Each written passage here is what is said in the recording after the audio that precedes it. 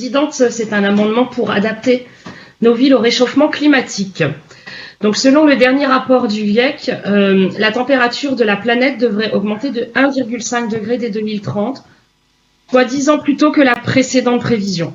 Dans nos villes, les canicules extrêmes plus fréquentes vont devenir la norme. Cette situation risque d'être insoutenable pour les habitants des villes, notamment en raison de la formation d'îlots de chaleur favorisés par l'urbanisation. Pour Auvergne-Rhône-Alpes, qui compte 5 métropoles et un tissu de dense de villes moyennes, l'impact sur la population de notre région sera donc majeur. Garante de l'équilibre des territoires, chef de file en matière d'aménagement du territoire, notre collectivité, la région Auvergne-Rhône-Alpes, doit donc dès à présent accompagner les pôles urbains qui s'investissent dans une logique d'adaptation au changement climatique.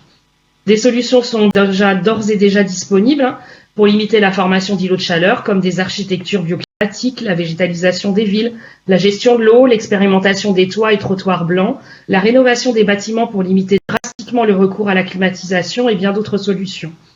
Nous proposons donc que la région encourage ce mouvement en créant un fonds de soutien à l'adaptation au changement climatique des territoires qui permettra de soulager financièrement les collectivités qui font le choix de la prévention et d'améliorer le confort des habitants des villes lors des périodes de forte chaleur.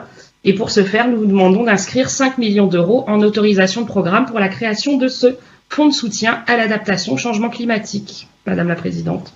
Merci beaucoup, Madame Aubois. Même réponse un peu que tout à l'heure sur les contrats qu'on a avec les collectivités. Nous ne souhaitons pas mettre des critères et les obliger à mener des politiques dont nous n'avons